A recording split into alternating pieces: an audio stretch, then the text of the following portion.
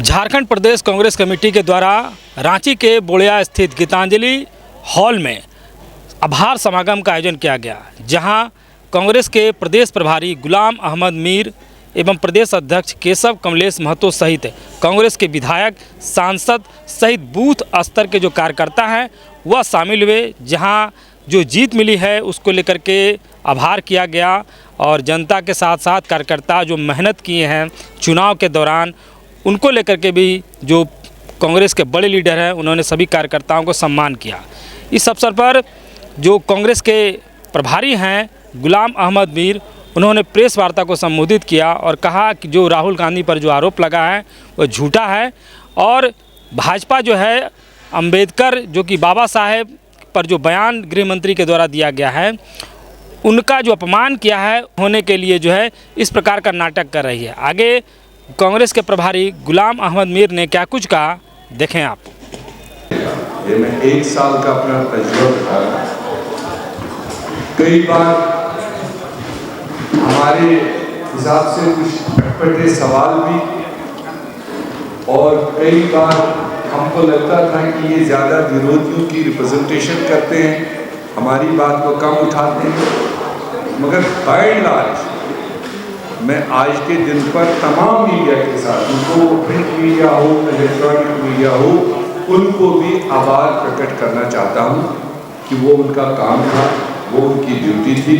और अगर वो इस तरह का डिबेट नहीं बनाते, दूसरे पक्ष की बातों को हम तक नहीं पहुँचाते, हमें अपनी बात उस पर कहने का मौका न मिलता, तो शायद जनता तक वो व्युक्त नहीं जाता। इसलिए सबसे बड़ा माध्यम आप लोगों का रहा इसमें जमहूरियत के मेले में आपने जो अपना रोल प्ले किया है उसके लिए भी कांग्रेस पार्टी की तरफ से आपका आभार। और आप ही का मैं एक और जिक्र करूँगा, खारगे जी का प्रेस कॉन्फ्रेंस लास्ट में बहुत बेहतरीन तरीके से आप लोगों ने टेकअप किया।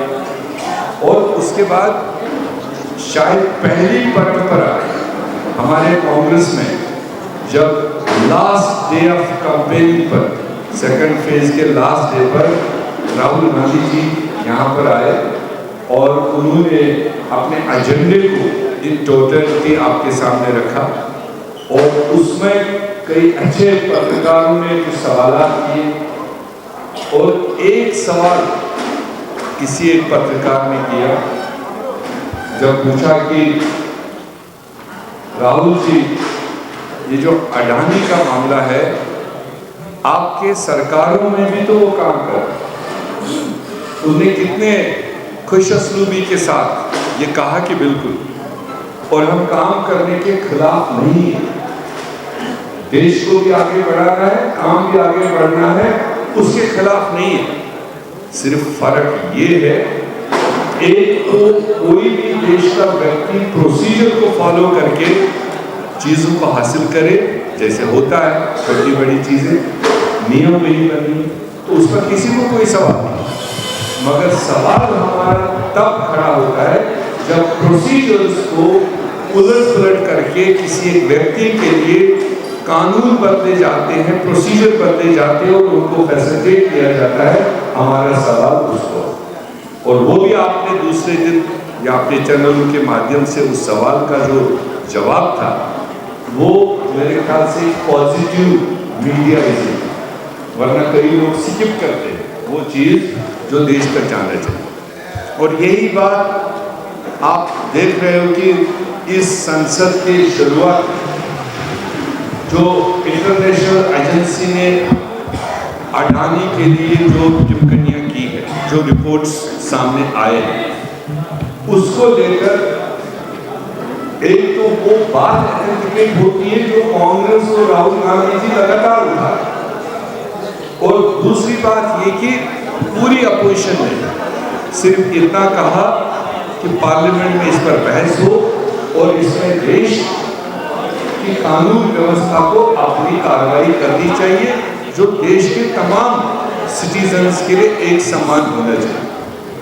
आप देख रहे हो यहाँ पर झारखंड में देख लो या देश के अन्य भागों में देख लो, जरा सा किसी के ऊपर उंगली भी उठी है कोई एक पत्रकार भी अगर किसी व्यक्ति को लेकर, किसी इंस्टीट्यूशन को लेकर कोई सवाल खड़ा करता है तो फटाफट दूसरे दिन ईडी, सीबीआई और दूसरे एजेंसीज आती है और उसको सो मोटो देते हैं और उनको कहां से कहां ले जाते हैं वो भी आपके सामने। और जब एक इंटरनेशनल एजेंसी किसी एक इंस्टीट्यूशन, किसी एक व्यक्ति के लिए इतनी स्ट्रॉन्ग रिपोर्टिंग सामने लाता है और उसमें हमारी देश की इन्वॉल्वमेंट, हमारे देश की कानून व्यवस्था को कोई भी सिटीजन कानून से बालातर नहीं, उससे ऊपर नहीं, तो उस चीज को डिबेट करने के लिए या उस मांग को पूरा न करने के लिए कितने सारे राष्ट्रीय भारतीय जनता पार्टी और आज की दिल्ली वाली सरकार ने, और उसको कवर अप करते करते कैसे अडानी इशू से हम बचे और होम मिनिस्टर अपना कंट्रोल खो बैठे। मैं यही कह सकता हूं, एक तरफ वो कंट्रोल खो बैठा और दूसरी तरफ देश के कॉन्स्टिट्यूशन के निर्माता भीमराव अंबेडकर को लेकर जिस तरह से और जिस लहजे से, जिस लैंग्वेज से उसने अपोजिशन की ओर हाथ खड़ा करके कहा कि कहां तक ये भीमराव अंबेडकर, करोड़ लोग उस व्यक्ति से, उनके कलम से फिर इंसाफ वो एक्सपेक्ट करें। और फिर जब उसको लगा कि मैं इसमें फंस गया, पहली बार होम मिनिस्टर कोई बीजेपी का स्पोक्स पर्सन नहीं, कोई होम मिनिस्ट्री का कोई स्पोक्स पर्सन नहीं, पहली बार खुद होम मिनिस्टर डायरेक्ट मीडिया के सामने आया और 1 घंटा 12 मिनट उसने अपनी ड्यूटी सुनाई मीडिया के सामने। 1947 से लेकर कल 2023 तक के सारे जो उनकी नेगेटिव हिस्ट्री है, जो उनका negative part of Indian history है, वो सारा सुनाया। मगर 70 मिनट बोलने के बावजूद वो उस बात को देश के सामने सफाई नहीं दे पाया कि मैंने क्यों अंबेडकर साहब के नाम को लेकर डिसरेस्पेक्टफुली और ये मैंने क्यों कहा, उसका जवाब नहीं दिया। तो इसलिए देश के सामने, देश के नजर में होम मिनिस्टर का वो तरीका, वो लैंग्वेज, वो गली अनआंसरेबल, उसका कोई जवाब, जबकि वो कॉन्स्टिट्यूशन का कस्टोडियन, और उसका जवाब नहीं दिया। जब वही प्रोटेस्ट जारी रहा तो आपने देश आया होगा, नहीं होना चाहिए, मगर उसका इनिशिएटिव भाजपा ने लिया और कोई उनका एहतियात नहीं बनता था कि अपोजिशन का रास्ता रोके और डंडा कुंडा लेकर के उसको रोकने की कोशिश करे। एक तरफ तो वो ठीक है, भगवान उनको वसीयत सलामत आए, हमारी दुआ होगी, जो भी अगर जिस भी तरीके से लगी वसीयत सलामत है, और 8 दिन से आप वही सुन रहे। दूसरी तरफ से भारतीय जनता पार्टी का सबसे बड़ा हीरो, जिसने 2 से लेकर 150 तक सीटों को पहुंचाया, लाल कृष्ण आडवाणी, हॉस्पिटल में आईसीयू 10 दिन से। आपने देखा कोई भाजपा का आप उस हॉस्पिटल की ओर जाते हो? अगर आपके किसी कैमरे में है तो जरा देश को दिखाइए। ये उनका पूर्वजों के साथ, बुजुर्गों के साथ बिहेवियर। तो इसलिए आज जहां हमने एक तरफ आभार प्रकट किया झारखंड की पूरी जनता को, खुसूसन महिलाओं को और कांग्रेस कार्यकर्ताओं को, कांग्रेस लीडरों को, कि जिन्होंने इसमें अपना मतलब मिशन आगे बढ़ाते हुए एक अच्छी मजबूत सरकार यहाँ पर कायम की। वहीं पर हमने आज ही ये तय किया कि ये जंग कॉन्स्टिट्यूशन बचाओ और माफी लो, इस्तीफा दो, ये मिशन कांग्रेस पार्टी और हमारे लाइक माइंडेड गठबंधन इसको कैरी ऑन करेंगे, ले चलेंगे, जनता तक ले चलेंगे। ये खाली मेरा और तेरा इशू नहीं रहना चाहिए, इसको फिर चाहती है ऐसी सरकार, ऐसा होम मिनिस्टर जो इस तरह के हमारे पूर्वजों को लेकर इस तरह की टिप्पणी करे, कोई हक नहीं बनता उसको उस कुर्सी पर बैठे। तो ये जगह हम आगे ले चलेंगे और उसकी प्रक्रिया आने वाले दिनों में तैयार है। बहुत बहुत शुक्रिया। मैं वही तो कह रहा था, देश का अटेंशन डाइवर्ट करने के लिए जो राहुल गांधी जी हम जानते हैं और देश के करोड़ों लोग जानते हैं, जिनको ऐसे हालत में राहुल गांधी जी ने गले लगाया, जिनको सरकार ने तोड़ फोड़ कर रखा था, वो मजदूर हो, गरीब हो, पसमानदा हो, पिछड़ा हो, 4000 किलोमीटर की पदयात्रा में उसने कोई भेदभाव न देखते हुए जिसका जो तकलीफ था उसको सुनने का काम किया और देश में एक पॉजिटिव लहर पैदा करने वाला राहुल गांधी जी।